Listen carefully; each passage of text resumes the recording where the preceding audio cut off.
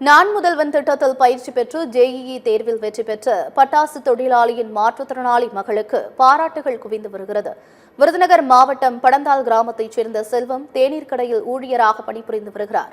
இவரது மனைவி கனகவள்ளி பட்டாசு தொழிலாளியாக உள்ளார். இவர்களது மாற்றுத்திறனாளி மகள் யோகேஸ்வரி படந்தால் அரசு மேல்நிலைப் பள்ளியில் பயின்ற நிலையில் நான் முதல்வன் திட்டத்தில் இணைந்து ஜேஇஇ நுழைவுத் தேர்வுக்கு பயிற்சி பெற்றுள்ளார். அவரது விடாமுயற்சியால் ஜேஇஇ நுழைவுத் தேர்வில் மாணவி யோகேஸ்வரி வெற்றி பெற்றுள்ளார்.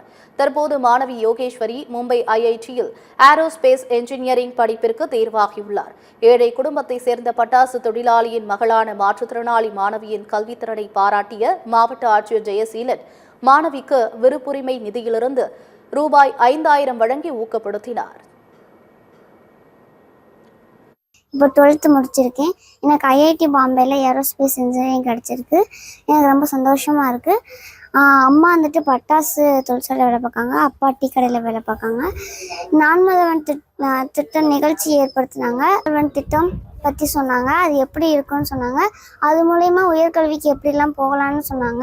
எனக்கு கலெக்டர் ஆஃபீஸ்லேருந்து ஜேஇ மெயின் எல்லாமே அவங்களே அப்ளை பண்ணி கொடுத்தாங்க. அதனால் நான் ஜேஇ மெயின் பாஸ் பண்ணேன். ஜேஇ அட்வான்ஸுக்கு செலக்ட் ஆனேன். அட்வான்ஸுக்கு செலக்ட் ஆகும்போது ஈரோட்டில் ஒரு 40 நாள் கோச்சிங் கலெக்டர் ஆஃபீஸ்லேருந்து என்னை கூப்பிட்டு போனாங்க.